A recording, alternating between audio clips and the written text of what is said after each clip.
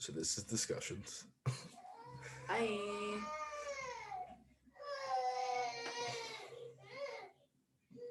So we're parents, Our baby is 20 months old. and he's having a fit. You know, he's safe, he's sound, and sometimes that's the best he can really do. And you gotta let them learn how to self-soothe or something. Um, so it's Valentine's Day. Technically, it's gonna be Valentine's Day in about 45 minutes. So maybe towards the end of this video or right after this video will probably be Valentine's Day.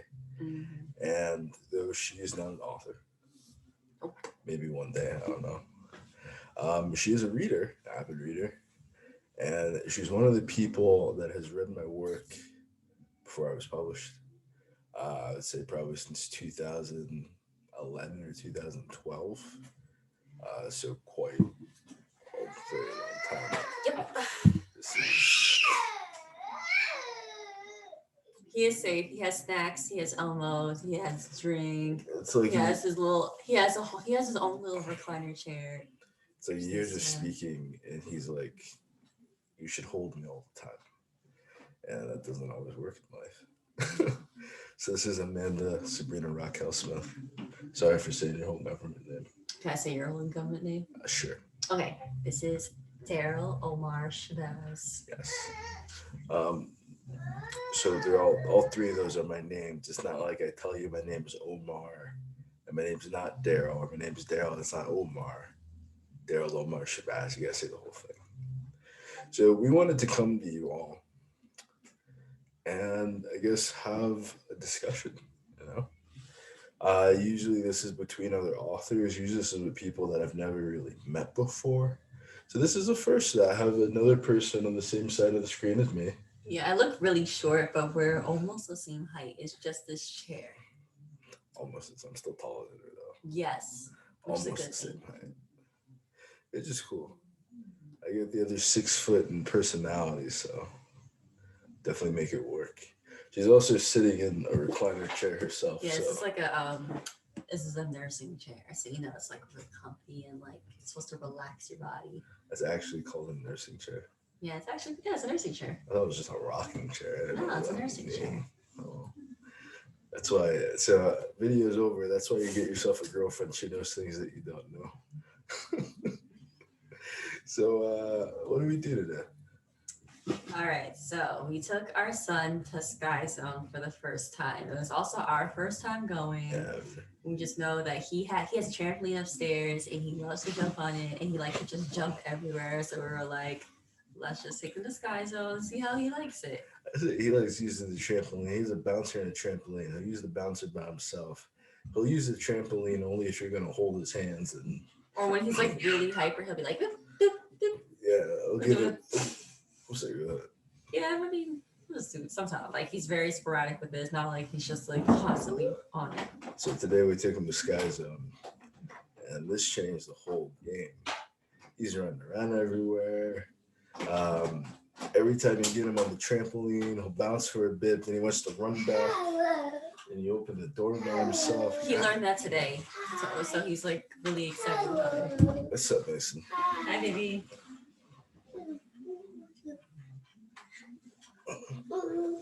It's our pride and joy. Facts. So he wanted to make a cameo appearance. I guess that's fine. It's whatever. Yeah. Did you enjoy Sky Zone today?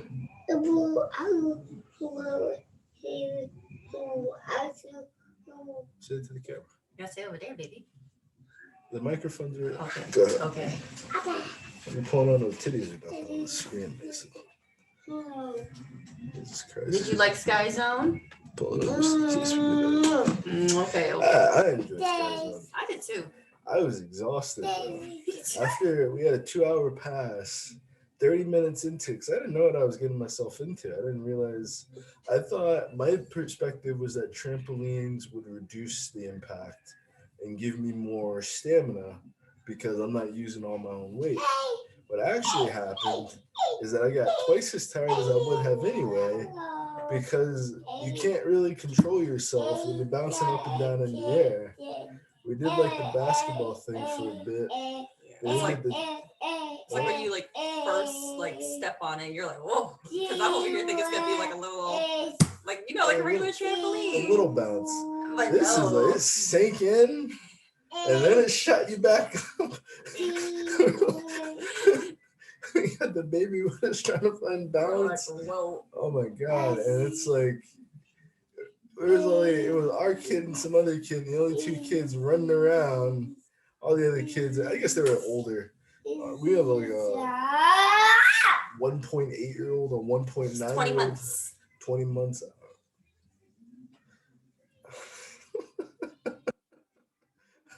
Wait until we get in the years. And the other kid was like just barely 2 years old, a little bit over two, running around like crazy, having a good time. So it's good he made some friends. I don't know. It was nice, and it is nice to have the privilege to be able to do those type of things with our kid. Um, Parents did that stuff for me, so it's good. But it's the kind of memories that you don't take, you never get back. I made sure to take a lot of camera shots, take some videos, because it's like, What we talk about? yo,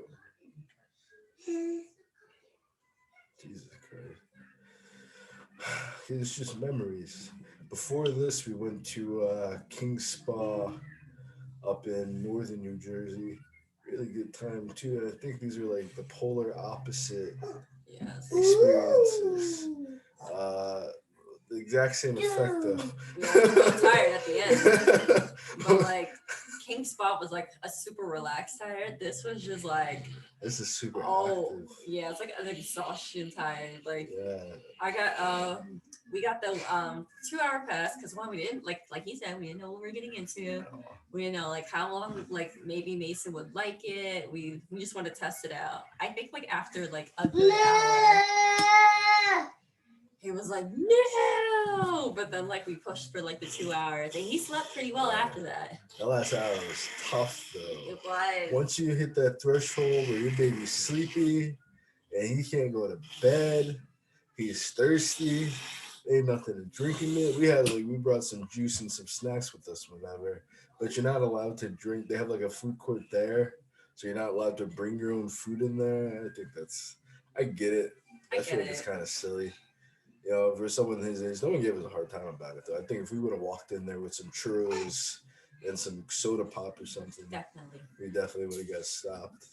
But I don't know, it was a really fun time. I'd say with the spa, today was nice because it was good to take him.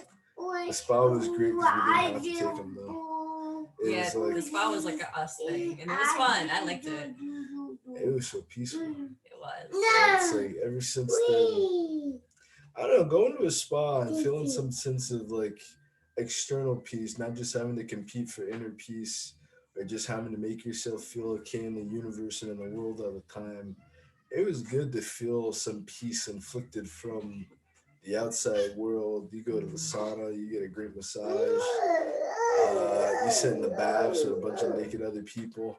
That part not so much. I wasn't a huge fan of it's definitely awkward. Yeah, but it's kind of like free in a way.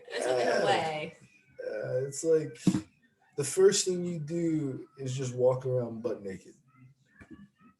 That's an ultimate liberation, in public. You just get to walk around. You can't go to the bank walking around butt naked.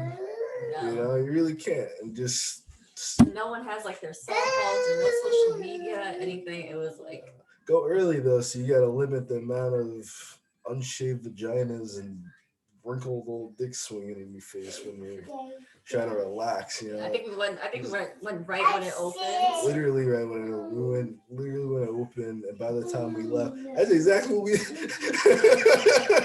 That's exactly what we did today too.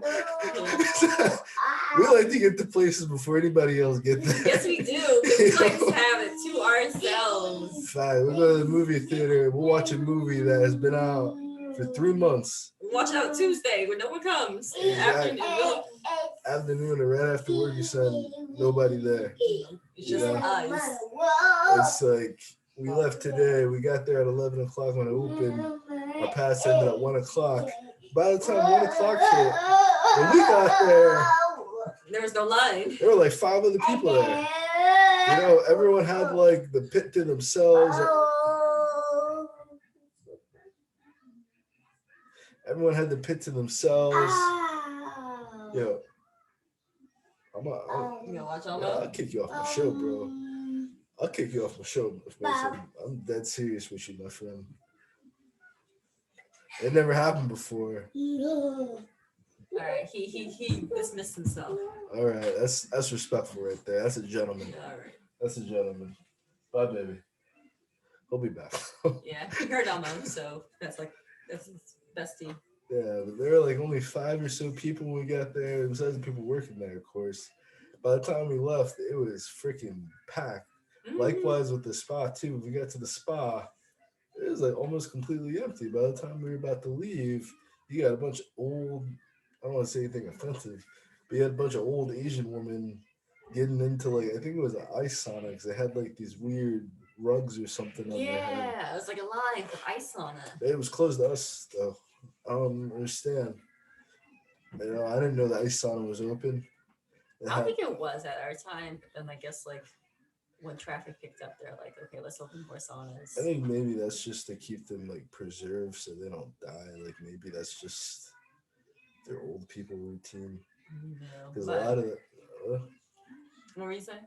so a lot of that stuff is like ancient. It's a practice, a homeopathic practice they've been doing forever that their grandparents and their great grandparents were doing. That's why they lived so long.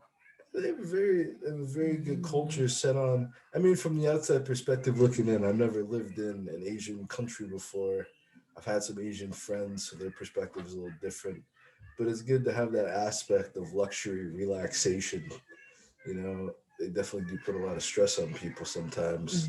But it's good if you have that kind of counterbalance of hyper stress culture mixed with outlets to just let your stress go.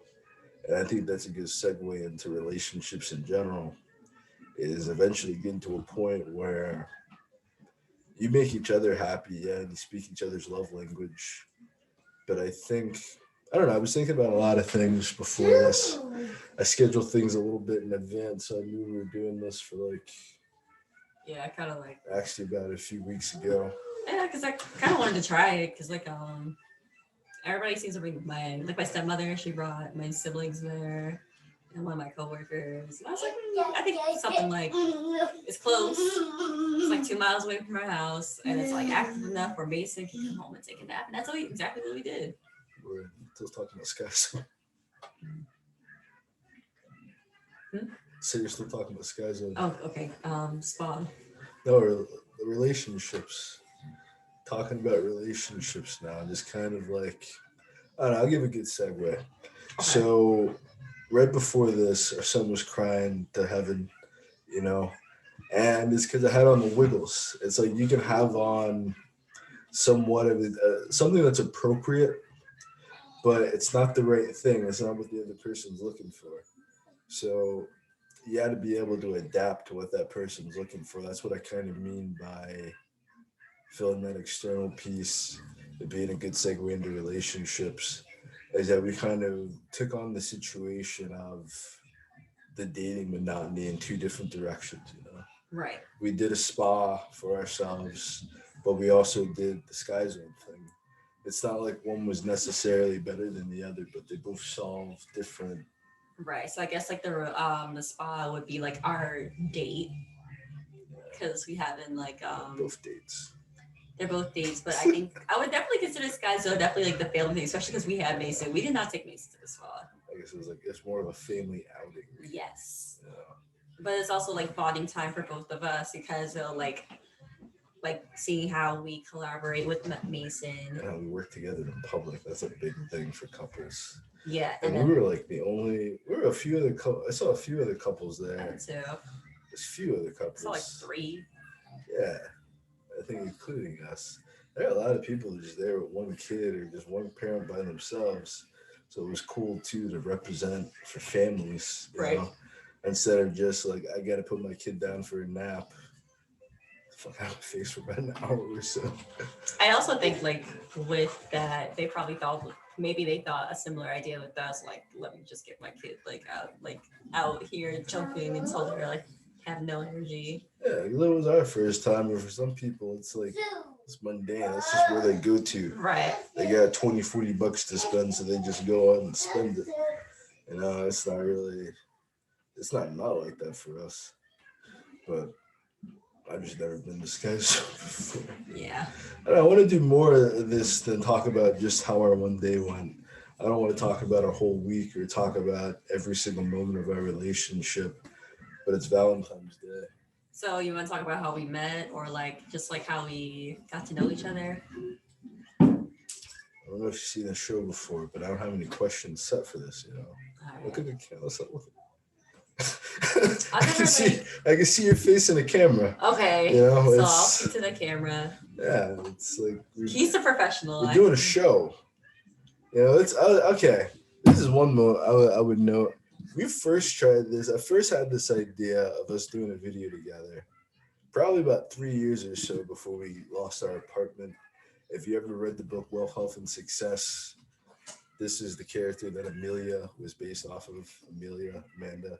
Very loosely, though, the story is not a representation of what actually happened in our life at all. But it did kind of undergo the things that we've kind of gone through, those transformations, whatever. But we tried to do this video before. I don't know if you remember, like 3 years ago or so. And maybe you didn't know that I was recording the video or something, but like she didn't talk out. Like, I'm just happy right now that she's speaking and she's engaged. Because when I first tried this years ago, she didn't talk at all in the video. I don't remember. Yeah, you didn't say I that. don't remember. It's like it was like a whole different relationship back then. That I guess basically I was spending the entire time speaking and talking, and she had fallen asleep. And then I look over, she's like, I don't remember. I'm trying to think. Like I'm like I have poor Chris. So I I'm like, never do released not the remember video. this. I never released the video. So I'm Well, just obviously, happy. because I fell asleep. I was looking. That's probably why you don't remember. You fell asleep. So this is 3 years later. I'm glad you're active. And I don't know, it's just nice to know people that have been around me. All right, so you look. Daryl said he would be back.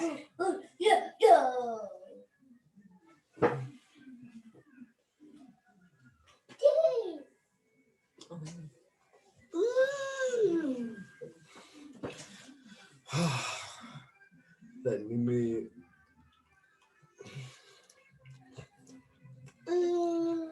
He's like a set assistant. He just comes and feeds you, like gives you drinks to keep you replenished.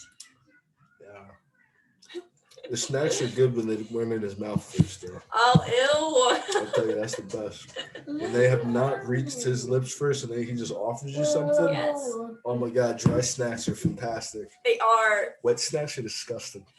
He'll like put it in his mouth, I guess, so he could taste test it, like like a mama bird. I think Mason thinks he's a mom, like a bird, and then he'll just like take it out of his mouth and just put it in yours.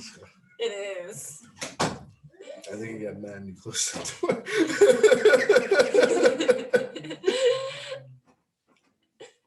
It's good. But yeah, it's just good to know people that have known me before the eviction, before a lot of the things that I've gone through that kind of changed me in my life. So I guess we talk about how we did, man. How did we meet? Okay. Your version is So different than mine. what happened was I got a new homeroom. I found out like very last, like as soon as I got to school, they were like, okay, we changed all you guys' homerooms. And you guys are all getting split up and you're going to this homeroom. So I remember the room, it was D114. It was Miss Faison's class.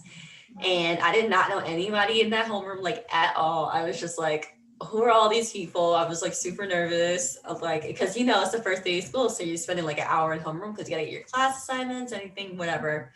So I'm sitting by myself, and in comes this guy walking in, and I'm like, oh my God, he's so cute.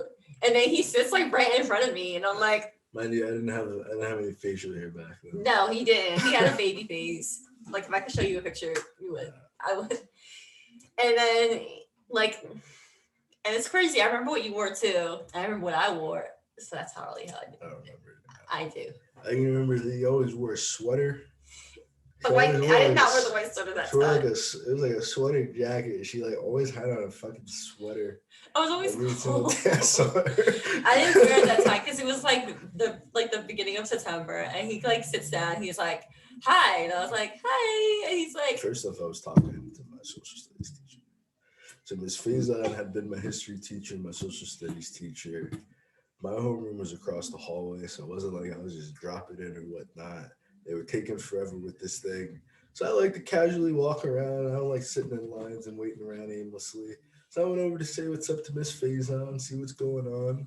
And then this little girl starts bothering me. I did not say nothing. I didn't say anything. I was so nervous. She keeps saying that, but somehow we ended up having a conversation.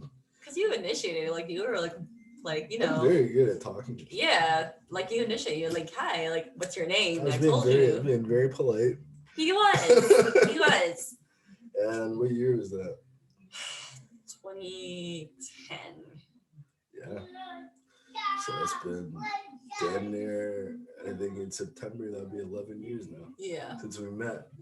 You know, we used to tell people that we've been dating for 10 years. When we met each other 10 years. We've been friends for 10 years. We have been connected for 10 years. We've been trying to build a relation. That's one thing. Jesus. Yo, cut it out. Sit down. Jesus Christ. I forgot what I was going to say now. What was I saying? We're connected for 10 years, building a friendship. Oh, sorry. Thank you. Is that some people say when you examine, we both been in another relationship, so we just throw that out there as well. And I would say, in my perspective, a lot of the other relationships I've been in just did not match what we had built. Like, we had a genuine, we were friends first, Yeah. you know. So it wasn't just, it wasn't about trying to get any pussy. It wasn't about trying to fill some void of loneliness or some shit like that. Like, we genuinely hung out. We had friends. We had a lot of the same friends back then as well. I don't know. We resonated with a lot of the same things back then. She always wonders why the hell were you talking to me and doing all this, whatever. But we didn't really start dating. I didn't ask her out officially in a way. I think I was like, what, 20? Probably. Or 19, 20. You were supposed to be drinking, I tell you that. And you were. But I was down in Tampa. She was up in New York. I was visiting. I didn't live in Tampa. I was visiting my mom down in Tampa. She was up in New York, and it was around New Year's. And I asked her out before the ball dropped. So I asked her out technically New Year's Eve. She said yes around New Year's. I don't remember what year that was. I remember I was I think it was still, like 2015. it would have to be before I turned 2015 because 2015 I was no longer in college. So that was like the year. So it had to be 2014 or 2013. No, It was it's probably 13. I think it might have been. I think it was the winter of 2013 going to 2014. Maybe the winter of 2014. 2013, So it was the my winter of freshman year. 2014 going into 2015. So this was my last semester before I left. And I don't know, the moment just seemed nice, you know, like who doesn't want to have. So now our anniversary every year is on New Year's Day. That's pretty fucking cool, you know. Other people got random fucking holidays. I don't gotta remember shit anymore. You know, I just gotta remember New Year's. You're looking at me like I'm crazy, but that's the truth. No, like, it's funny. I think how many- I like the idea of like being asked out on New Year's. I thought it was cute. Like even listen. from being like far away. How many times do people forget their anniversary? I got a date I can't forget. No, You know? it's the first day of the year. That's all me. And it's like, I would say one other thing with it too. So I was going to say before I left is that, talking about why we got together, talking about kind of some of the stuff we've been through, is that a lot of couples break up, a lot of other relationships I had to break up. And it's like in retrospect, I would say, I don't know. There's a lot of things I wanted to say about couples and through Black History Month about black love and things of that nature that I wanted to discuss. But I would say in relationships in general, I think ours is a clear sign that some people just break up too early. Some people break up for the wrong reasons. Like when we got our eviction, like we already had issues, we already had problems. I thought we would never speak to each other again. No. Um, yeah, mutual. But we found that we were like honestly, we first got back. We didn't know we were having a kid at first. No. But we were So, fighting like a lot. And I was but like it was weird. You can give the version first. it was weird. It's just like a weird transition because when we did get our eviction, I felt like I don't know because we both wanted to stay together and we both wanted to keep our apartment, but it was just like it was not happening in that moment. See, it was my fault. And we called our parents to help us move. Bad idea. Yeah. And then I went to my dad's And our and he parents. yeah. And then eventually I moved in with my aunt and he moved in with his first Mom, was my grandma. yeah. I moved in with my uncle first, and we're just to give you perspective. This is just it's like we had the money to pay off rent, but we did not have the financial acumen to pay. That's again when the book Wealth, Health, and Success was created. Right. Is that we had the money, it was enough. We had the opportunity for me to get work and get jobs, but I don't know. Do you have more to say? No, yeah, continue. Just kind of why that book was written. I don't have a copy on it on me at all. And this isn't a plug to buy the book either, but if you want to buy the book from this conversation, I would recommend it because this is literally why the book was made. Was we had the money, and that was the thing that I kept trying to tell people because I was homeless previously to living in Glassboro. I mean, technically, I was living with my father at first. I was homeless before I lived with my dad, and then I moved down to Glassboro for a different perspective, different opportunity. Sorry, I'm not yawning because you're bored. It's 12 o'clock at night. Yeah. I was asleep before we even did this. So it took me a while to even get up to prepare to even get on call right now. But we had the money, but we did not have the financial responsibility or the financial acumen. It gave me perspective as to why people are poor. It gave me perspective as to why a lot of couples struggle. And it's like you really think at the core of it all that it's financial issues. And sometimes it is. In our case, it was a mix of.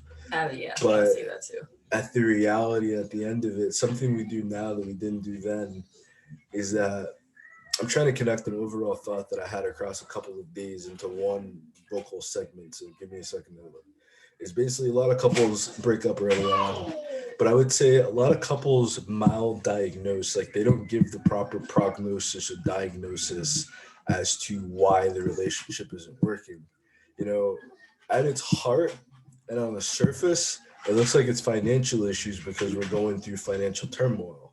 In reality, it was all the microtransactions. It was me struggling with.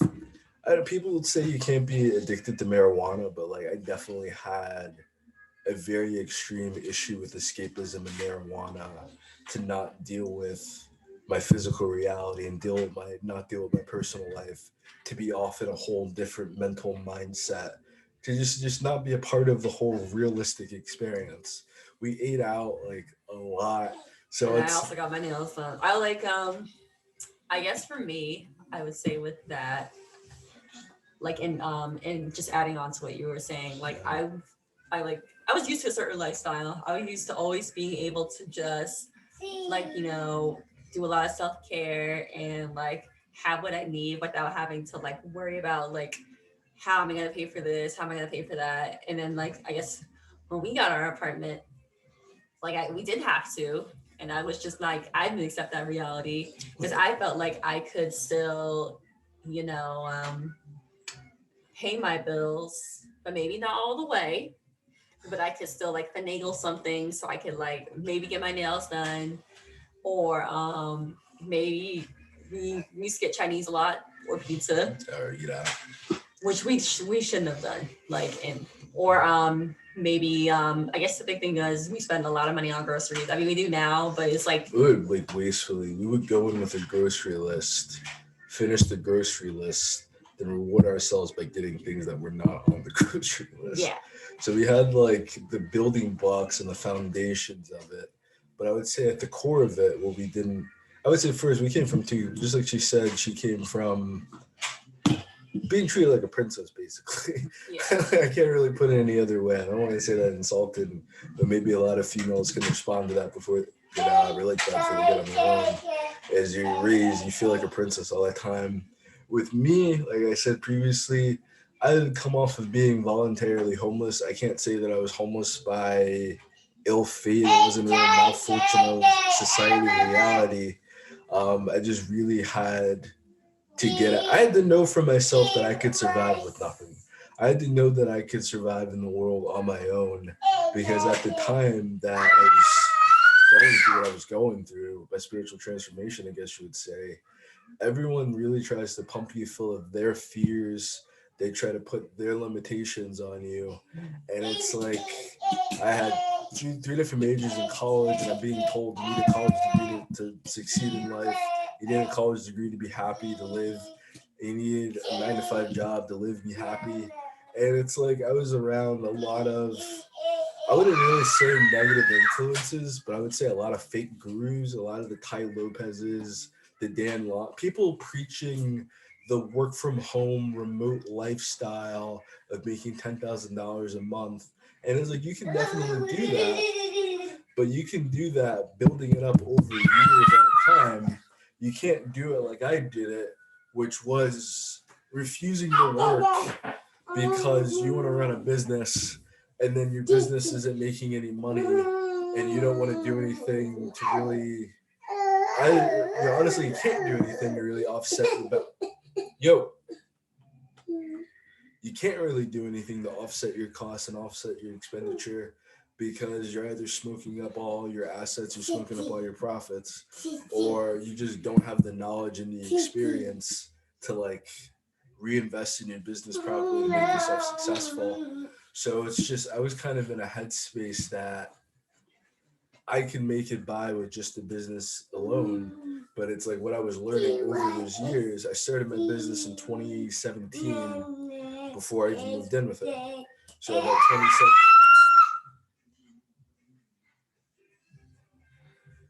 So 2017, I had started Novel Eden, and that was supposed to be our meal ticket out. But no one understood the concept of it. People thought Novel Eden was the title of a book. People thought Novel Eden was my name. They still don't understand the concept of it, and that's still on me, you know? But I do fault myself for that because I just did not have the proper understanding of the world that I needed. And I was younger. I was like 24, 25 at the Yeah, I time. was 22. So yeah, I think you were like 23, 23. 24. And I would also say with that, another like not only was the financial like an issue, I guess like our communication. Because I remember I would be screaming at you, and you'd be like, oh well, X bill is costing money, and then like I was, like I could have said things a lot differently had I just been like, Fight the problem, not each other. yeah, like I was fighting him. Like okay, like for example, we like let's say the cable bill. We like the cable bill is whatever how much it is. Like I would go up to him and be like, well, you need to get a job or you need to figure something out because it's like I'm already like it was just really. Honestly, true. It's honestly true. But I said it like really nice. Like it's like the way I said it, I was just like, you said like let's say it's like I don't know if you know Gary Chapman, the 5 love languages, the 5 apology languages. He does a lot of great. I'd also do a lot of research, not in just finances, but in the relationships as well. But it's like certain things in a relationship are completely logical. You know, you both have to work together to solve financial issues. You both have to be respecting of each other to have clear, good communication and see the other side. But it's like certain things that I did as well because I can be a fucking nag, and it's like there's something I got an analogy for that a little bit later, but I guess I'll say it now. I was thinking about if you're trying to build a house and you know it's going to take you 3 to 5 years to build a house, why are you stressing before the first 3 years are even up? Why are you stressing before the first 5 years are even up? You know, it's like if you already know a relationship is going to take work, a relationship's going to take decades of your life. It's like the entire way that we went about it.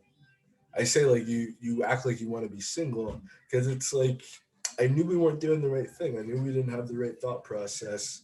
It felt like two individuals. It didn't feel like a team. It didn't feel No, like a partnership. It felt definitely like did two not. people.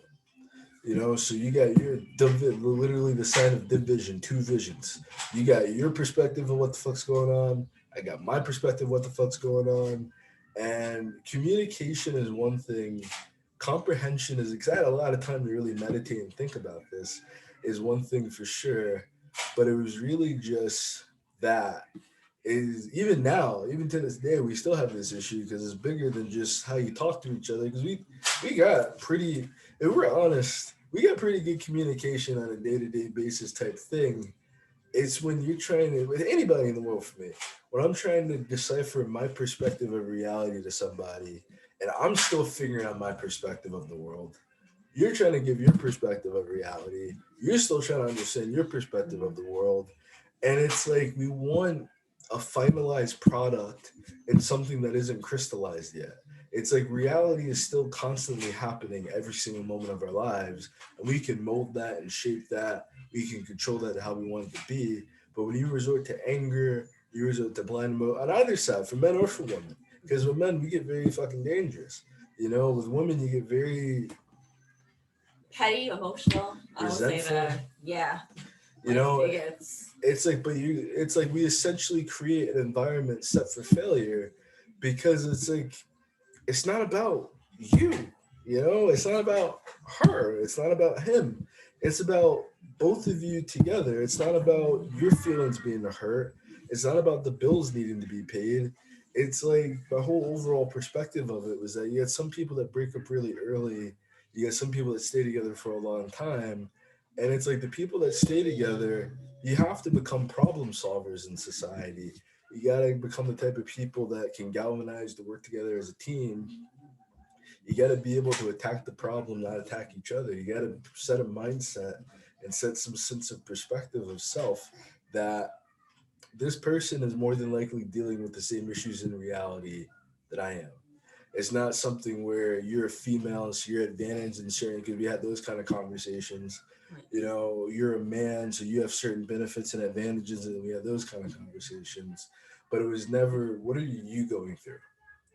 It's always, I'm going to tell you what you're going through. I'm going to tell you how Or I'm you gonna feel. tell you what I'm going through. You're just gonna listen and Yeah, accept it. both parts. And it doesn't work. No. We got to see everything that did not work. We got to hear other people's advice that did not work for them. And it's not that things are perfect, and I'm not sure if things ever will be. I have to accept that. I'm a Virgo, she's a Capricorn.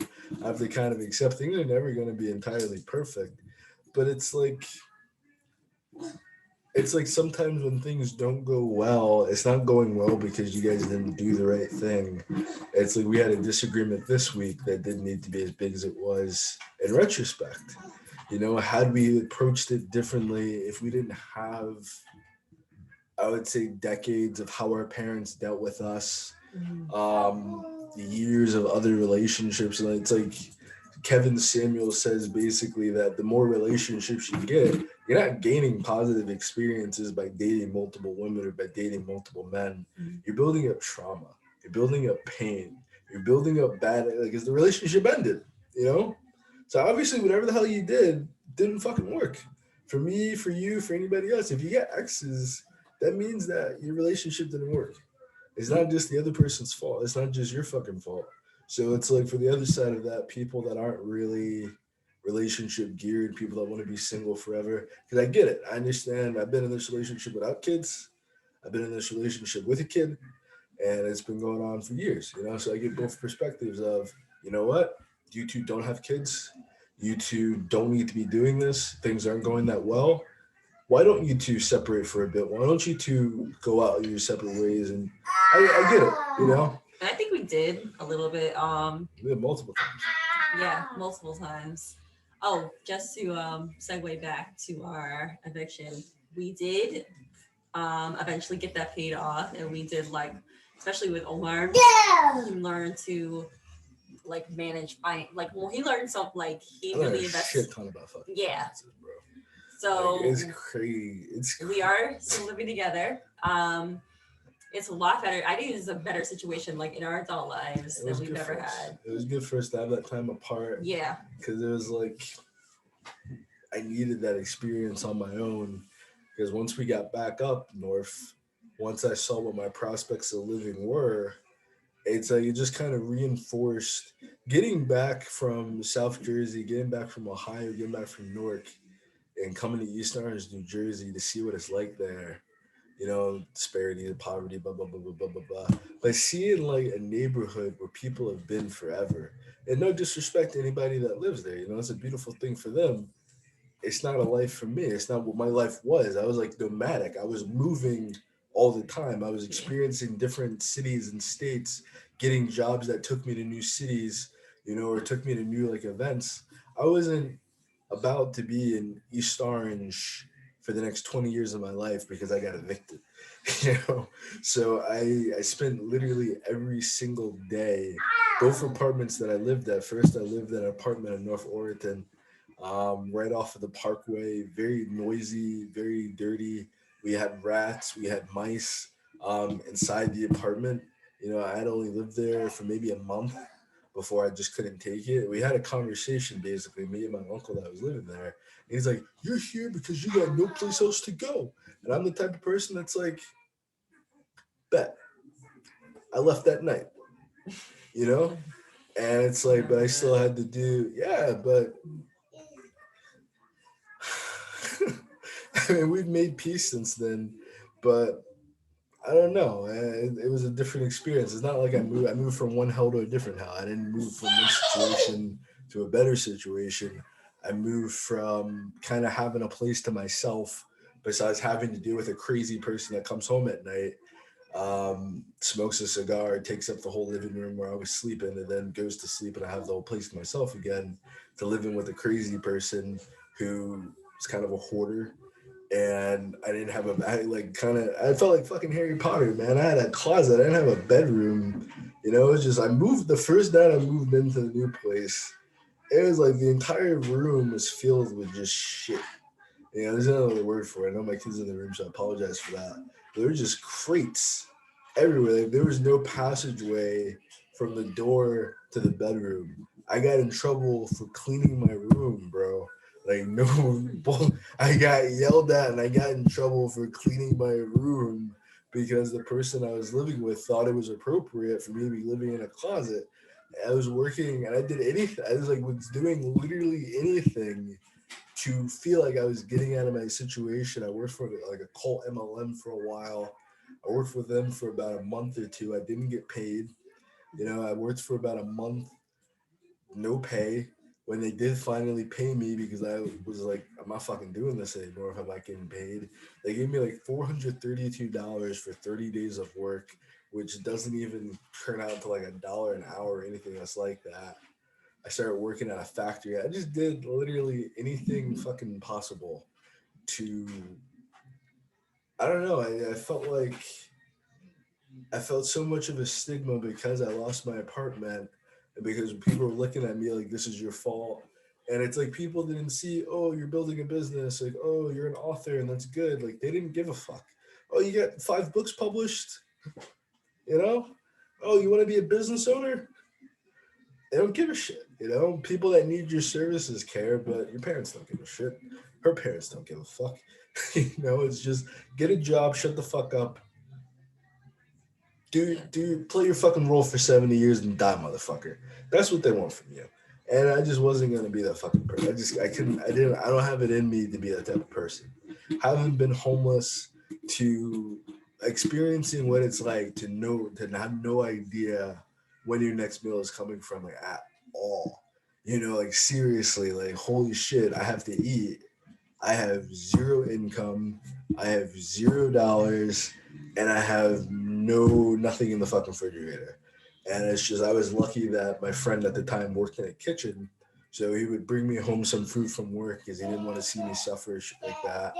But it's like I was prepared for it, you know. I did have to go a night or two without eating because I decided to smoke weed instead of buying proper food for myself or proper nutrition.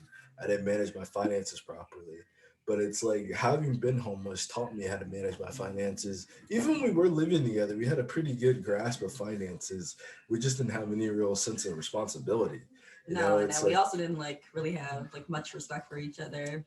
um, Like I would say after we moved, I moved in with my dad, and it was kind of, like when you move back home with your parents, it's not like they don't want you. no, that, and on top of that, it's like they don't see you as a 22 freshly graduated adult. They see you as like he saw me as a man that like the 10-year-old who's coming to visit. And it's like it wasn't like a bad, like I had my own room. I was able to like pretty much come and go most days as I please. But like, it's little stuff like, oh, you got to make your bed, you got like they had their own way. Yeah, and like, and me being that I have been living on my own since I was like what 2021, and I'm coming home like 22, 23, and it's just like, all right, like I can't, like I'm not, obviously I'm like I'm way too old to be living with my parents. I can't do this anymore. And also that wasn't the reason why I moved out. It was mostly because I got a job in New York, and the commute from Scotch Lane's playing field to New York, it was a lot. So that was the main, like, We both joined cults. yeah, okay. So I got a waitressing job in right where my dad lives. But I was like, all right, I'm not, obviously, like I was like, I'm not gonna waitress forever. Like I already did it back into college. Like I didn't want to do it anymore. Like I was like, this long term for me, this was not gonna like be it. So then like we both like joined these like MLM marketing things, and they, especially because mine was in New York, most of my money went to, At least you got paid though. huh? I said at least you got paid. I did, but it was like basically like most of my money went to travel and to buy food, because they had no microwave, because you were expected to like be out all day, so you always had to buy food, which was And then like you got non double just taxed. especially in New York. If you like, if like Wendy's in New York, even like is like a 4 for 4, it's like $4 in New Jersey. It's like $10 over there, just because you're in New York or on Times Square. They just up the price. Yeah, I'm not even just trying to like. That's why I'm fucking with you like that. I'm not even trying to be like funny. Like a regular like meal with like a drink and fry, it's like the prices are in flux just because you're in Times Square. So imagine doing that like every day. And I was pregnant, so like I was pregnant working, so like I was very tired because it was like, I think it was like my first trimester. We didn't know at the time because we were still like, they're still like trying to figure out how far I was. But I was very tired, so like I was always hungry, and I always had to like, even like if I meal prepped, I only got 1 day off a week, which that was when I decided like I'm never like, Sure, it's and it wasn't even like good for our relationship either, because we also like we fought a lot. And we fought over that too. We fought when she told me the opportunity. I was like, "The fuck are you doing?" And I was like, no, this is gonna be it. Like this is it. And I was like, he was just like, that's what I'm doing now. No, like no, it's a fucking MLM. It's a fucking no, goal. it's not. No, it's not. And I was like fighting him so hard on it. It was. That's exactly the fuck I said. And like, I would say that's another thing too. I would note on both those things. What made, I guess, the eviction process a little more, because technically I was working before we got evicted. I had a job, but we got linked up with some people from Amway that didn't tell us that it was Amway, and they're asking us how much money do you want to make, how much, giving us a list of like, this person makes $10,000, $100,000, $1,000,000. She's gonna say the number's not up here. I need more than that. I'm like, the fuck? I'm like, give me $100,000 and I'll be happy. And I'm thinking of this. They didn't say it was Amway yet. Yeah, I never like. This is gonna be a good opportunity. I was back in the fucking kitchen. That's where most of my work experience was at. Because that's just, I'm a good cook. I'm good in fucking kitchen work. Um, and they took me off of being a full time cook to basically be a fucking dishwasher, because they didn't have a dishwasher, and they were telling us that no, we need to go find. This is basically a Cadobo. It's basically like an expensive Chipotle, basically. So I got worse. This is a meaty. Okay. Shit, no, it wasn't. Actually, it was not Meaty Meaty. So I'm glad I got the name wrong. It actually was not Meaty Meaty, but it was a Mexican grill place. That's all I'm gonna say. Okay. And this fucking place. And it's like, I don't know. I definitely felt like I was experiencing some form of racism, but I also felt like the way that I learned how to carry myself and my appearance. It was like, there's a lot of factors that went into it. I imagine. Um, I don't want to simplify it too much, but I'm hearing these prospects of making $100,000 a year. They were meeting with these people like once a week. I'm ready to solidify something. So I basically end up quitting my job. Yo, cut it out. I basically ended up quitting my job to join this. I had no. This is bigger than that. So I had a job before I even came to that place. So I had a job. I was walking home one day. I just saw some random guy standing up. Yo,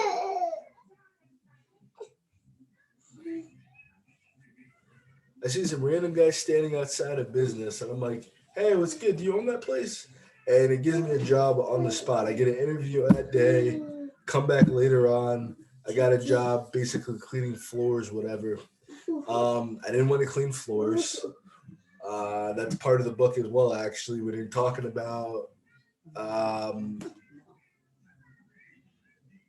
yo, you okay? You want something to drink? Your cup is empty. This cup shouldn't be empty. I was cleaning floors. I don't want to clean floors. I'm working in someone's kitchen. Now they want me to wash the goddamn dishes. I'm not about to do that shit. So when people come around telling me you can make 100,000, and I was the main one.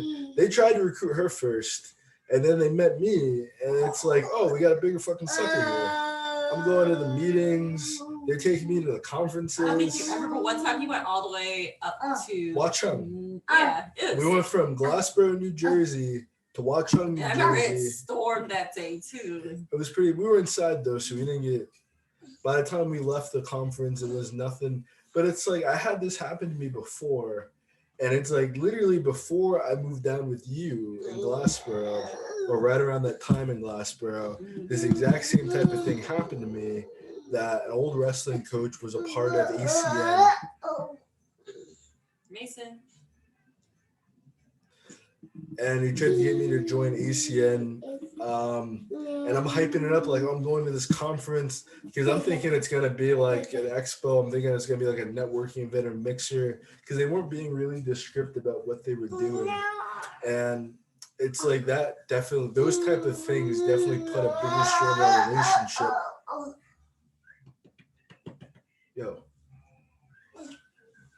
Yo, we're on a show. Don't let the room fool you. This is the real deal. This is a real affair. But it's like I had a job right before we got evicted. Even then, I was working for Renewal by Anderson. So it's like I kept finding ways to make money. I stuck true to my credo. I stuck true to my perspective of the world that I could just make money. I don't need to like demean myself. I don't need to do anything illegal or anything all too crazy. It's like I just kept getting jobs. We first lived at a place across the street from Popeyes. I would stop by the Popeyes like every single day asking them for a job. I wouldn't even buy anything. I'd just go in there asking for a job. And then one day, they just finally cracked it. Like, do you have cooking experience? I'm like, I have 5 years cooking experience. They're like, fuck, we should have hired you 2 weeks ago. I joined up. And I don't know, Popeyes wasn't a bad job per se, but we moved to a new apartment and it just kind of took what was basically a 2-minute commute. I just had to get across the highway, if you ever seen Delsey Drive in Glassboro, I just had to cross Delsey Drive, which is a feat in itself. I think that's a mile in itself. It's not an actual mile. It's literally like a 2-minute walk. But there's cars going by the street so fucking quickly that you can literally. One day I almost died going to Popeyes. I almost. I don't need to laugh, but It's like I'm going to work. I'm trying to get across the street. I almost get hit by a car. A cop swings around. He's like, "Are you okay?" I'm like, "Yeah, I just got to get to work." He's like, "You should probably call off." I still worked my shift that day. I had good work ethic, all that shit. But it's just. I don't know, man. Like something about $8 an hour, $9 an hour, $10 an hour. It's like when you know people are making $50 an hour, $200 an hour. It's like how the fuck are you gonna sit here, stare at my face, and tell me you need to make a living, you need to provide for your family, you need to get a job? Great, let's do that. I don't got no issue with that. We're only gonna pay you $13 an hour. What happened to all that other bullshit you were talking about, though? Or in or some job will like pay you, like especially if you know the serving industry, you get paid basically minimum wage and you make your tips afterwards. Yeah, Like, but if you have a bad week in the restaurant, that's all you make is minimum wage. Like, because that's the minimum they have to pay you. If you have a really good week and those tips are like fire, it's livable, but it's not consistent, especially if it's not like a consistently busy place. And that's just yeah, for every like no matter where you are. And then with the MLM, I also say, like I'm not like it's definitely like it definitely did work for the people who were like in charge of like the groups, like sociopaths. Oh, excuse the me, team. about You're to talking about the speak. team. It works for the team. It works for the people that own you. So you join into the MLM and you're an associate or you're a new member, and then there's a team lead or there's a supervisor ahead of you, and they get paid a portion over everyone's profits underneath them. So once you get to that position where you have a team underneath you and you're owning a percentage off of this person, you have equity in basically everybody's sell, you make some good money. When you're the person who's doing the footwork, who's out there, who's not managing the team, I It mean, could be very expensive. Like I said, it definitely, obviously, clearly, it does work for some people, but especially like you have to buy your way in, let's say we're and a then you certain have to type of pay a people too. fee every month. And if you don't have it, it can get expensive. I mean, but if you do, like, good for Are you you. talking about the Amway. places? Okay. Yeah, not the one I work Oh for. Like, no. you'd have to buy your I way in, would I would but also make a note that with Amway, I would even say the places that we work for, but for Amway, it does not work for a lot of people. It really does not. The majority, when people join those things, about 90% of people don't make anything. You can say they don't make anything because they're negative. You can say they don't make anything because they're skeptical. But honestly, they don't make anything because, like she said, you're basically getting, it's like a credit card. So you keep advancing in a credit card by keep paying money on the card. You have to keep using the card. You have to keep paying the card off. And eventually, when you start spending $10,000 with the credit card company, because it with money that they already own, you give them $10,000. You give them $100,000. They give you a black card. They give you a limitless card. Basically, the amount of money that you give them, that's the extent that they give you back. And that's the same thing with MLMs. You have people that are either sociopaths or borderline psychopaths. Not all of them. Some of them are like genuinely nice people. I just feel like they buy the hype too much. yes, especially like with those meetings in the mornings. Like I guess for me per se, because I had to go to New York, so I had to wake up at like Juice. yeah. So you had to wake up at like for me specifically, I had to wake up at 5:30 in the morning A to little bit catch three the thirty. to get to catch the train, and then sometimes that train, especially because New York rush hour is crazy, the train will break down. So then it'll take even longer, and then get there for 8:30, and then like they like they have their little motivation thing, which is good in perspective, but it's just like they only the issue that I had is like they only want you to like be in the zone, always be positive, but sometimes it's really hard, especially because we all are human and we do have like emotions, And they're selling and shit like that you no one couldn't wants even to tell like buy. you can't talk about like real stuff. You can't talk about like you can't just be like a real person. You just want you to be like this robot. They want to control you. So eventually for me, I did leave the job, and also because my doctor at the time recommended that I not work that job anymore because it was stressful to me, and then my feet were also starting to swell. So I couldn't really like I was on my feet for like 16 to 20 hours a day, and on top of that, they wanted to like have like their like meetings after work just to prove like how much you want it, and like I said I was not staying, especially if I was not required to. I was like I was not staying. And it's like for So I me, did eventually leave. I mean, I'd say for me, same type of thing. I was waking up about 3:30, 4 o'clock to get there at 7 o'clock. and I was coming from East Orange to Fairfield by bus. So it's like a 2 hour commute basically. They want you to get there about 7, 8 o'clock to get started. So it's like I didn't get home. I had to wake up around 4, 3 o'clock in the morning to catch the bus up there. Mhm. I didn't get home until about, I don't know why he did that. For real. We wouldn't get done with everything. We were working way more than 8 hours a day. Right. We were working about 10 to 12 hours a day. Not to mention the meetings. This is just on your feet, walking around. I was doing door-to-door marketing. She was working in train, like working in the Yeah, it's trains. like it's different environments, same concepts, and it, like you said, All it was completely different concepts. She was doing like a charity thing. We were doing both. I worked for Renewable Anderson. I worked for Power Home Remodeling.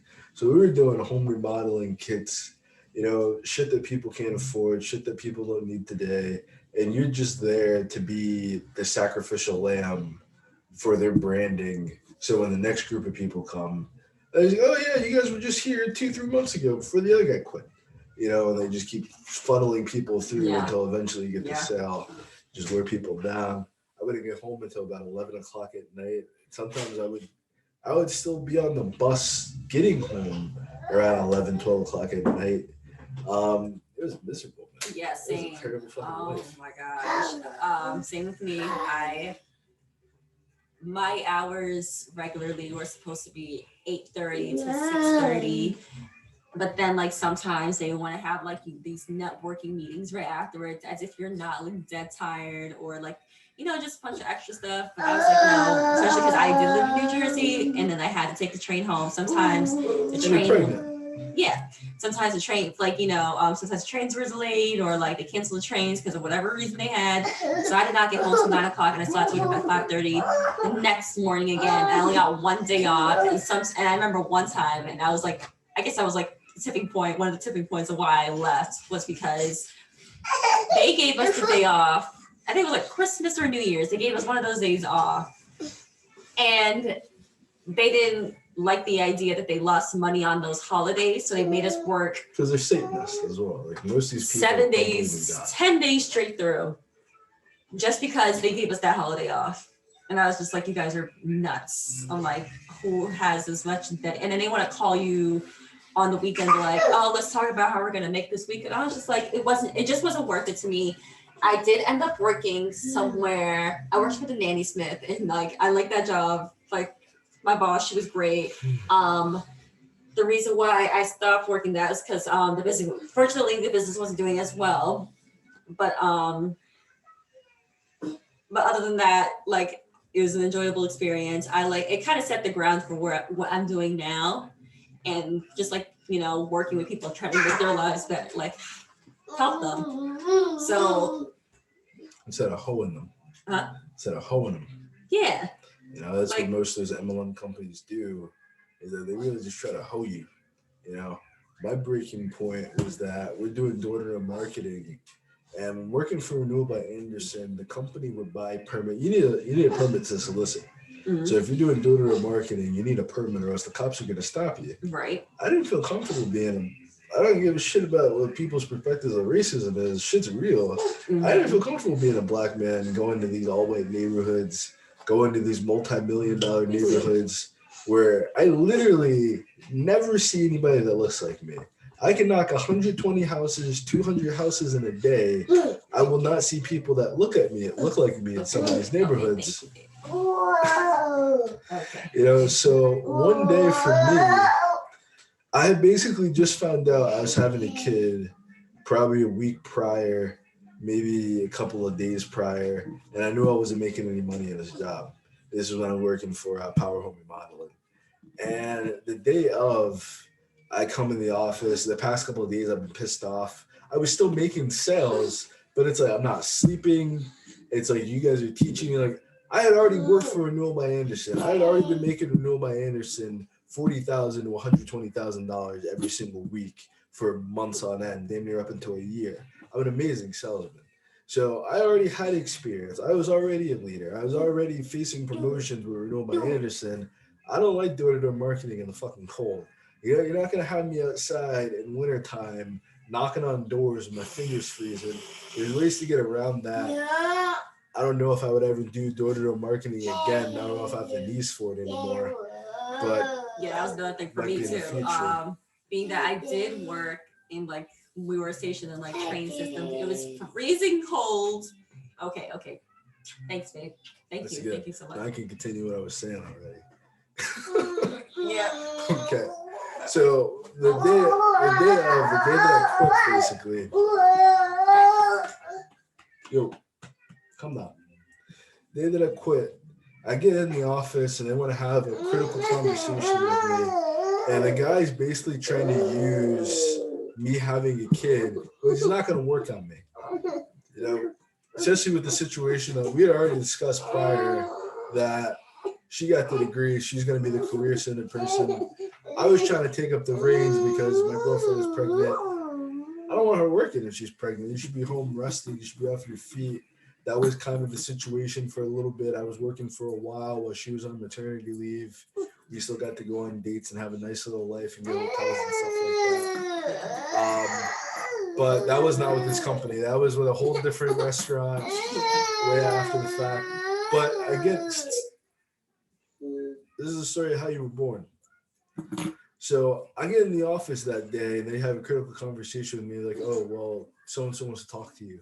So we're speaking to me. It's a dude who's like, who's never worked in this business before in his life. He's only been there for about 2 to 3 months. I already have about 2 to 3 years of sales experience on him. And he's training me while I'm training him. Like, he's teaching me their script. He's teaching me the way that they do things. I'm teaching his ass how to actually sell properly without being a sociopath, without being fucking manipulative. And it's like, I was just tired of the whole thing.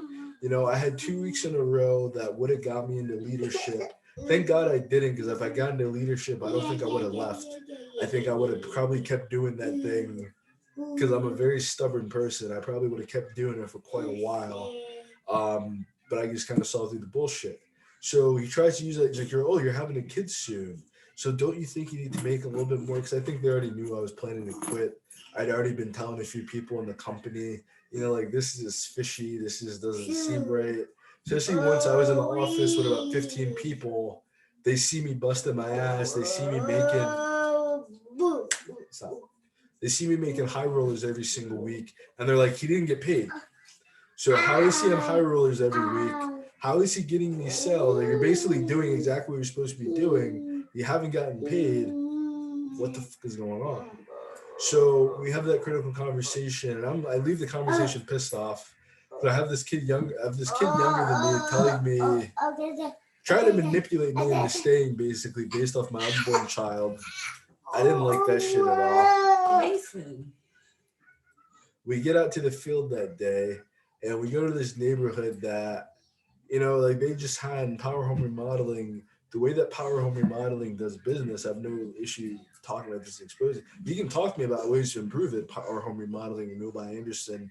I've been doing it for a while. If you want to have conversations about how to improve your sales teams and things like that, I can definitely help you with that, because you guys are doing adequate job with business, but you guys do a shitty job training people.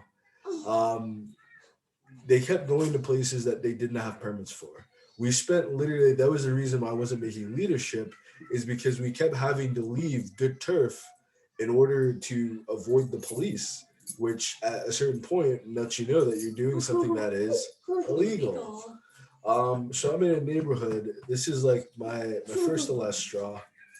Um, I get stopped by a cop. The cop was pretty chill, and like, I learned how to talk to police doing cells, like, because you see them eventually, because people want to call. You have a weird, awkward experience at the door or something. Someone doesn't know who you are in the neighborhood, or someone just sees you walking around. They want to know what the fuck's going on. They just want to fuck up your day. They call the cops on you. So if you have a permit, the cops come in, they say hi, they see your permit, they leave. It's great. There's no feeling like having a permit when you're doing door-to-door marketing. You can just do whatever the hell you want at that point. If you do not have a permit and you're walking around someone's neighborhood where they live every day and you're not from there, the very first day with this business, You're not being a good guest.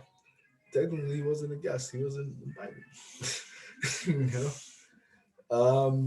I'm just trying to culminate the thought. The very first day, it was raining and it was like 30-degree weather. I came back home my very first day from work, soaking wet, exhausted. My last day of work was sunny, and I'm sitting there with a cop that has a fucking AR-15 sitting behind his head while he's trying to figure out what the fuck I'm doing in this neighborhood.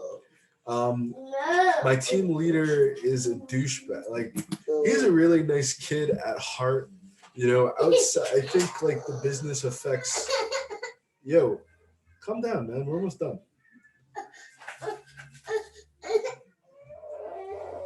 I think the business affects good people in a bad way. I agree with that. But after that experience, I'm sitting there with the cop talking to him, trying to defuse, trying to keep the situation calm, whatever. I'm not trying to end up like a fucking statistic on the fucking street or end up on a fucking news story, some shit like that. You know, I just, it's not my life. That's not who I am. That's not what my story's gonna be. This dude comes like 15 minutes later, 20 minutes later. And it's like after we get into the car, we have to pick everybody else up in the territory. Someone else got stopped by the police in the neighborhood. So I got stopped by the police. Someone else got stopped by the police. And as we were pulling off, you know, dude we're picking up lastly said, "Oh, we gotta go." They just called the cops on me. I'm like, what the fuck are we doing? Oh my god! It's like Wait, three of us. Three of us. Everyone but the person, you know, even the dude there, the dude that was a team lead got stopped by the cops, but he doesn't see it as a big deal because he's going through this sociopathic thing. And he's like, I just smooth talked the cop. You see how I just talked to her? It was no problem at all. She just let me go. Yeah, he's still the apartment. I'm like, the fuck? I'm like, dude, we're like driving to the next like neighborhood and they're talking around me.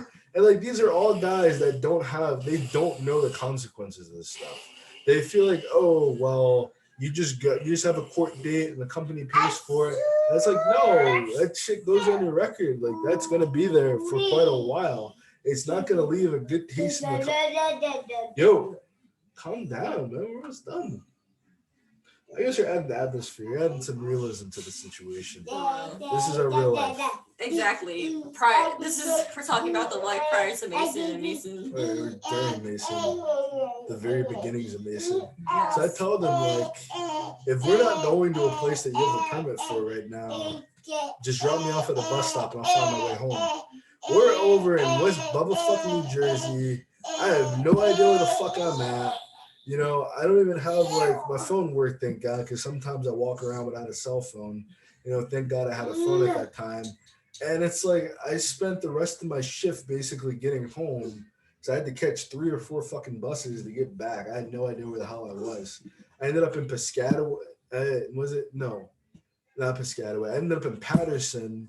I live in East Orange, and I got to take a bus back. I had no idea what the hell I was doing or where I was going. I get back home. I tell the people I live with what's going on. And I just got a job with a temp agency at a factory after that. That at least I got paid every week. And it's like I kind of understood like the middle class, the 9-to-5 struggle is that I left the job that promised me instant riches and success, promised me making, oh, you can make $100,000 in your first year, no problem. You know, promising all this crap to working for, I think it was like $9.50. It was like, no, it wasn't $9.50 an hour. It was like $9 an hour at a factory that was 2 hours away from my house. So I had to go from East Orange to downtown North to go to the temp agency. Mason, dude, stop being so rude. No, yes. Go watch TV.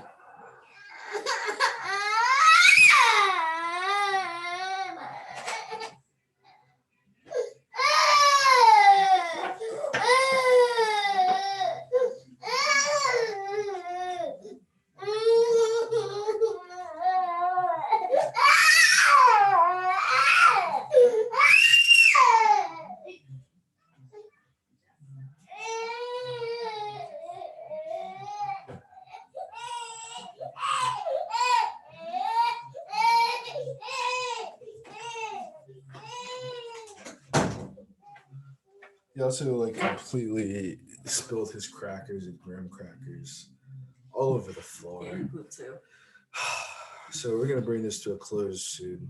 This is a lot longer than I thought it was gonna be. Yeah, I'll but we tell could you do a that. part two. You do it again if you want. I guess some other day, Yeah. some other time. Yeah. But that was basically it. So that was. I mean, I guess that's kind of to wrap it up. The whole thing is that people looked at us, they saw our situation, they heard our situation, especially the people closest to us that you want to look to most for success.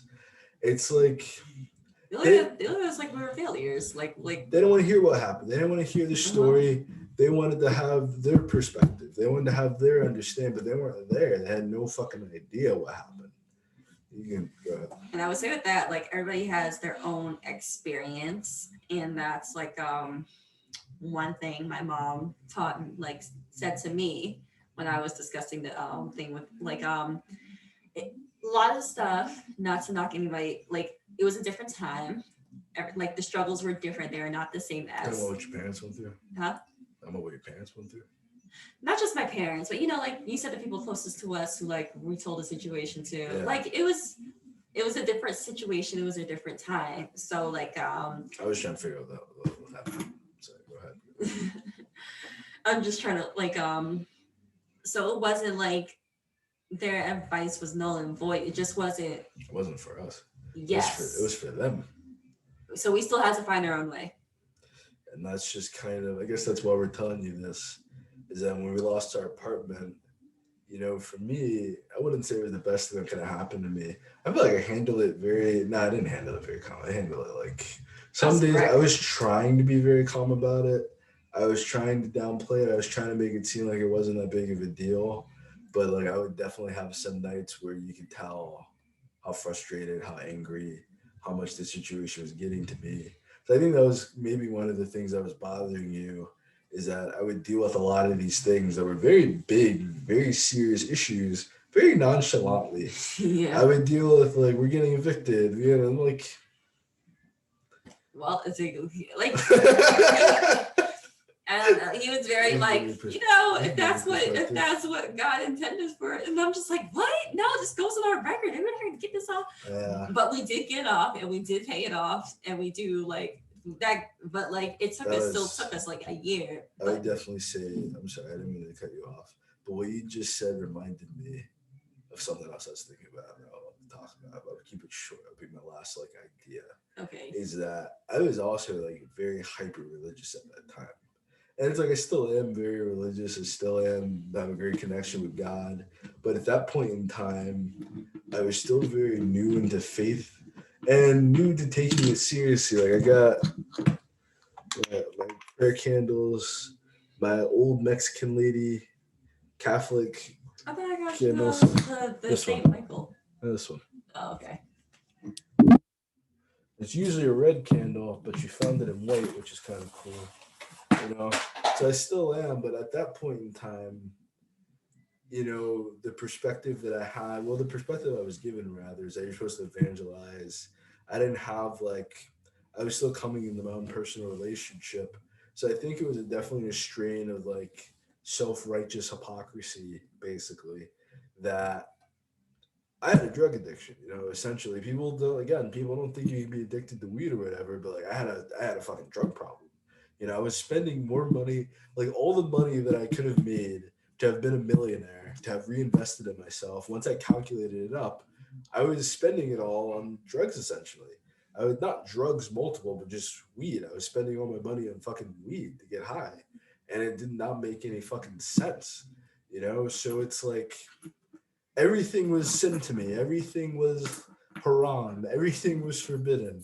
Everything that we watched was I could see the secret messages and the symbolism and everything. And it's like it was unhealthy to a point that I kept absorbing a lot of this negative information in about the conspiracy theories, about things that people think are going on, what they think the government's gonna things you have no control over essentially. So it's like you're having financial issues, you can't keep a job, and you want to talk about all these fucking like you look crazy. And it's like you're trying to drag another person into it. You want to drag a woman into it. It's like she doesn't want to fucking hear about this kind of shucking shit. She wants you to just solve the goddamn problem. So I think that's a major disconnect, is that a lot of men try to use I mean both ways. I think it worked both ways. But a lot of people try to use their personal religious standards, and they don't use their personal relationship with God. They use all their judgment and all their qualifications. They use all their perspectives. They want to tell you how to live. They want to tell you how to be godly. But the best way that I learned how to do this in this relationship was that I eventually just had to, hopefully I'm doing this. I eventually just had to start living the shit I was talking about.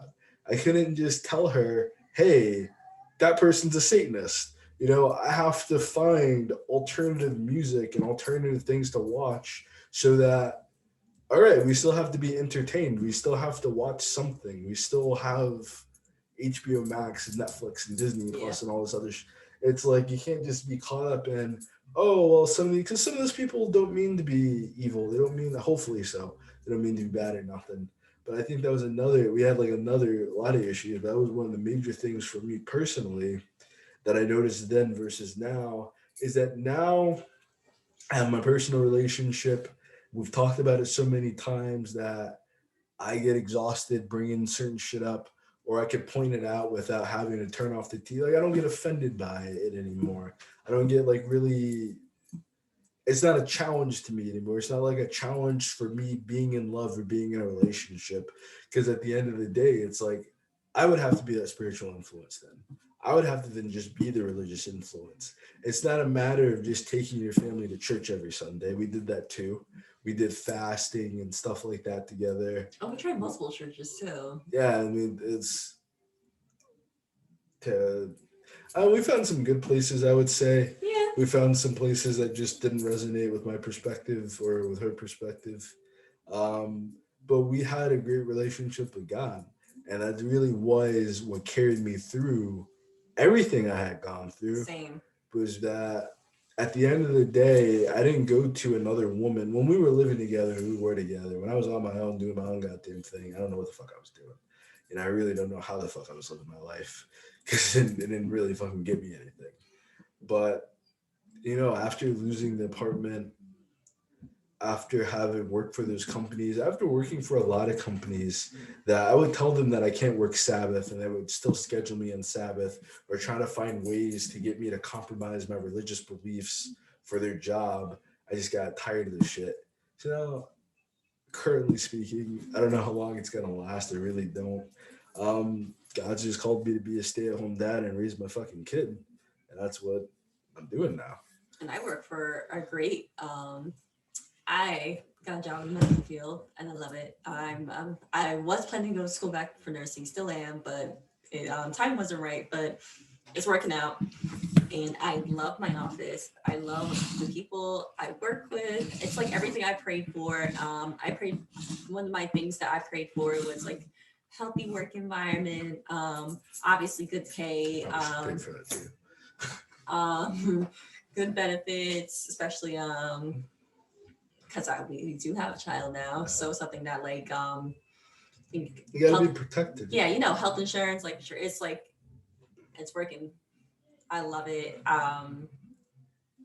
Yeah. And it's like, as a man, so I was like, Oh, and oh, sorry. No, go ahead. Oh, and most importantly, because one of the big things was another reason. One of the reasons why I did leave the marketing job. I would say both. I mean, say a lot of places Really? you had crazy. Being on the other side of it, it's like she worked crazy hours. Sometimes she would work morning. She'll come home. Maybe she'll go home at 5 o'clock. Yeah, I'll walk to go pick her up, but she was exhausted. And it's like we still have a relationship. We still have issues, and now you're exhausted. So now you're coming home. You don't want to talk. You don't want to. I can see it now. I could not see it then. But it's like you come home from work. You're tired. You don't really want to be bothered. You probably need about 5 to 7 hours to decompress. Because sometimes you get off work at 11 o'clock at night, and then you just basically just go straight to bed. And it's the same thing. You come home at 5 o'clock. You just want to basically just go straight to fucking bed. I don't know.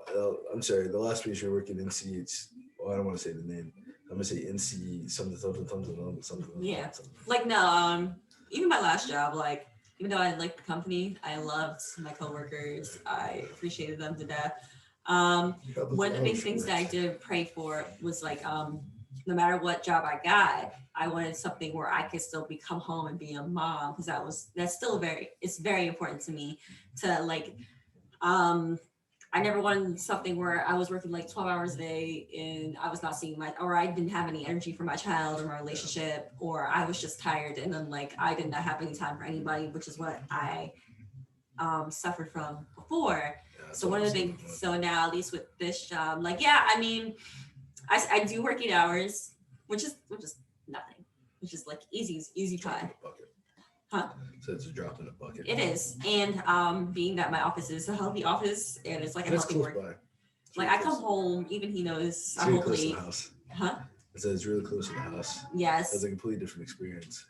and then like Force I'm you to work. happier. I have more energy and I have more time to like You don't gotta wake up as early. First, you're waking up at 6 o'clock in the morning, some crap like that, to get to work on time. yeah, You know, it's really crazy. especially with COVID now, like when the bus, like especially when like being that we don't have a car as of right now, like and getting to work. We got ride shit though. It's not like it's the fucking 50s. We got ride shit. Yeah, but still it was like it's definitely healthy, and I like the idea that I have somebody who I do trust, and then that it's his dad who's home with him, so I know that he's always getting fed. I know that he's being taken care of, as he's being engaged. And And you're like, yeah, investing. eventually we do have to send him to daycare, but right now, being that he is 20 months, He's and really he's very new to the world. You know? yeah, And it's like the situation before was that I had a job before COVID kicked off. I did some things to get myself fired, whatever.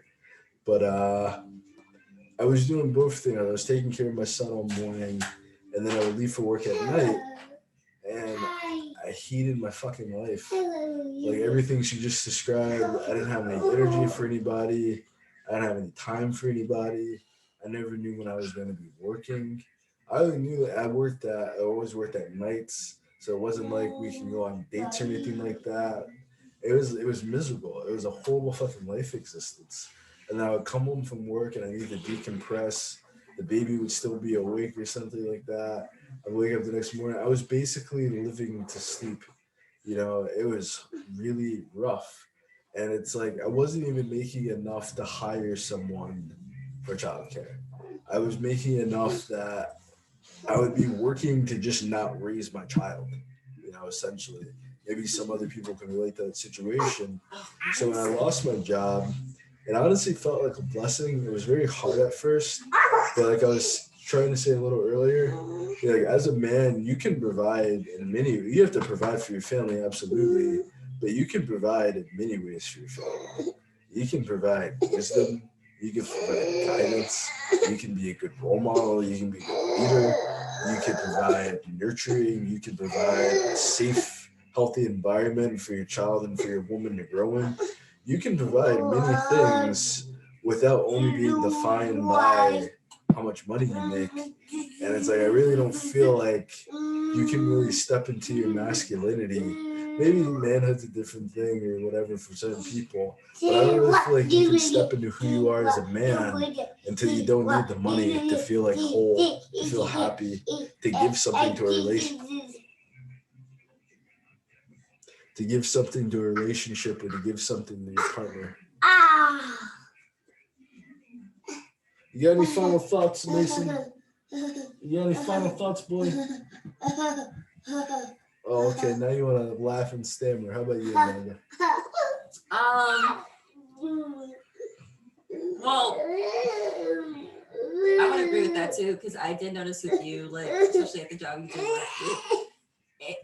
we had Mace was a newborn. We both just got like new jobs.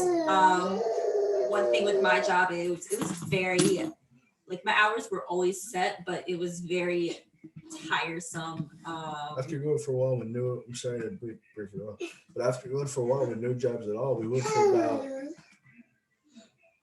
June, July, I went August or longer so. because Maternity leave. that yes, and because I was so far in my pregnancy was very like I was. Huh? You started working before I did. Yeah. Oh wait, but you weren't working. Okay, I understand what you're saying. You weren't working before that. I had the job and I lost it, You were working for a while because of Yeah, maternity. I was out work. It was hard. That was hard for me too because like always had something, and to just have to like be forced. Or two jobs. You always had like multiple fucking. Yeah, and then just not have anything, that was hard, and then just like to Having about another fucking person to take care of you, man. That shit's different. Yeah.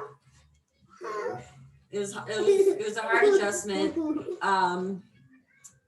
But when he was born in summer, so it kind of made things easier because it was like summer, we could go out.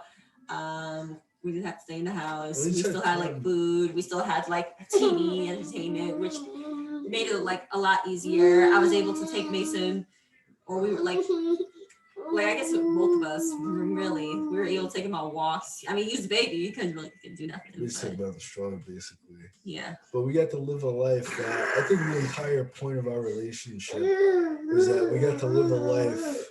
We had to find joy. We had to find peace. We had to find ourselves without having $10 million or $1 million to do it. We had to do it off about $2,000 a month, you know? Sometimes we made about 3.5 or 4K a month, but we didn't have like all these other resources that people think that you need money to be happy in a relationship, and it's just not true. No. You know, and it's like if you're gonna allow yourself to have a bad, this is my impact. If you're gonna allow yourself to have a bad relationship because you have financial issues, you just shouldn't be in a relationship. You should just focus on your finances because it's not going to bring you any joy. It's not going to change anything for you. You can do. Just hold it for us. We're done. We're probably going on for 1 or 2 more minutes, and then I'm going to end this. You know. Basically, that was my whole review. No one wanted to believe me. No one wanted to say you're right. You're right. Now they can see it. Now they can see you're right. They still won't say it, but it was the reality. The entire time I was saying, it's not money. It's either the things that you want with money that's your problem, or it's the method in which you're getting money that's the problem. But it's not the money itself that's going to solve your issues. It's not the money that's going to buy you. Yo, give me a second. I'm trying to do my outro. I got a commercial break after this.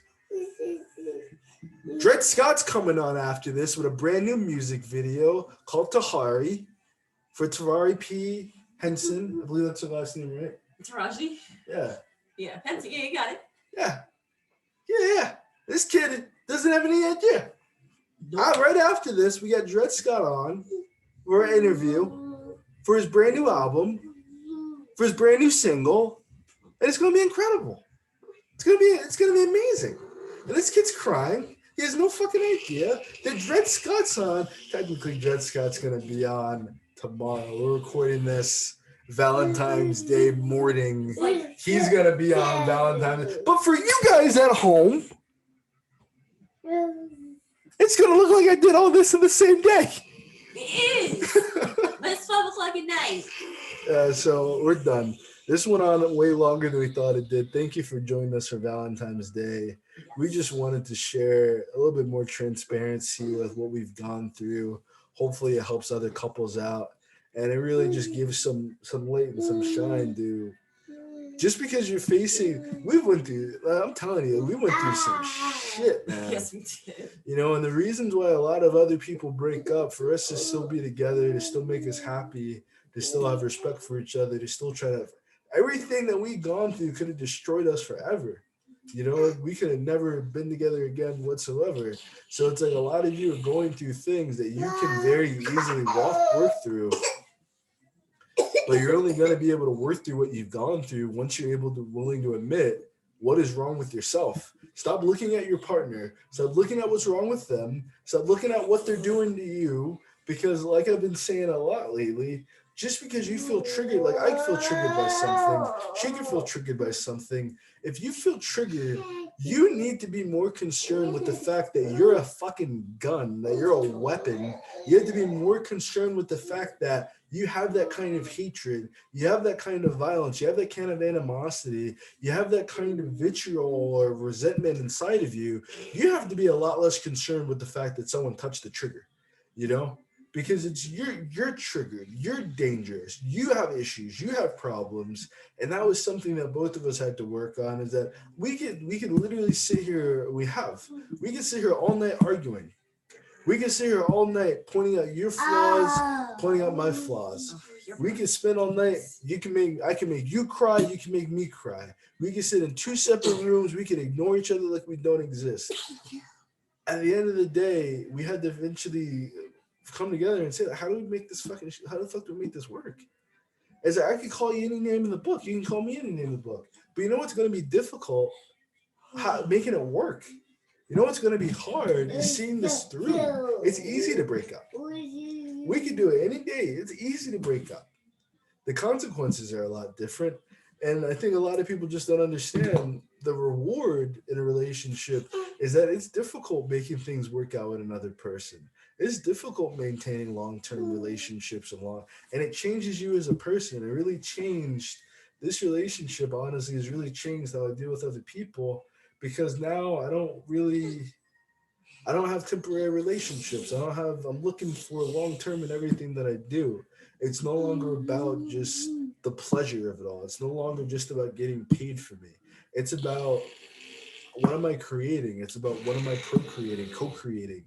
What am I doing that's going to leave fruits and leave a good impact upon other people? It's a lot less about myself, you know? And I guess my Christian principles have gotten me to that point. Definitely, life struggle has gotten me to that point.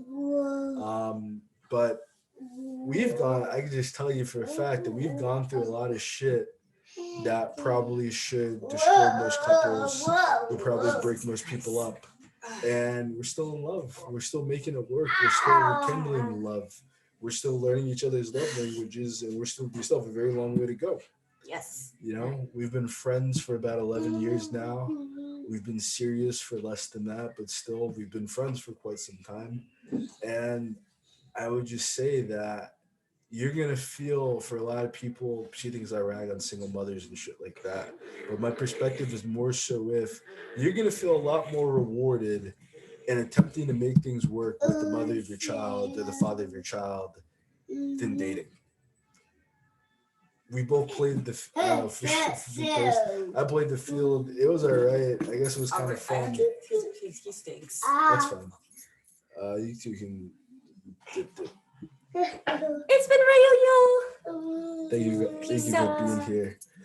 You can play the field, you can date, you can do all that stuff, but dating isn't gonna make you a better person.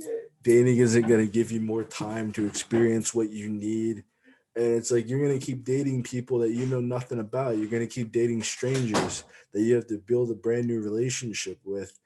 Taking the time to just sit down to get to know one person, taking the time to sit down to fall in love with one person, to explore their universe, you know, eventually you do have to lose the blue pill mentality that you can just be a nice guy and you can just fly by night and make her happy and just give her whatever she wants, or blue pill female, you just keep giving him sex and be his little sex slave, and that's going to make him happy. You got to be gold pill. You can't even be red pill, because the red pill female, the red pill male are far more toxic and far more abusive than the blue pill. You got a gold pill. You got to get ready for marriage. You have to get ready for long term relationships. You have to be problem solvers. You have to be the type of couple and be the type of people that are willing to solve your problems, that are willing to understand each other, that are willing to communicate. Whatever the situation is, whether you're happy, whether you're sad, whether you're angry, you got to be willing to communicate. And that's just a little bit of what I went through. That's a little bit of what she went through. And if you would like to read the book Wealth, Health, and Success, it's currently being revised. I guess I'll upload the revision copy um, before I upload this video on. But by the time this video reaches onto YouTube or reaches you and you see this, you should be able to buy Wealth, Health, and Success. Get yourself a copy because it's a phenomenal financial book. It's a phenomenal personal finance book. It's a phenomenal relationship book. It's a phenomenal book for self help and for mental wellness. And it's going to elevate your life to a brand new level. I really recommend reading it and watching it, but also just stay tuned, get hype, get excited, and please, please, please, please enjoy this music video for Tahari as we take a commercial break. Thank you for joining me thus far. I still got another segment. I still got some time with Dred Scott a little bit later on, but after this commercial, you see me and Dred Scott. Thank you guys.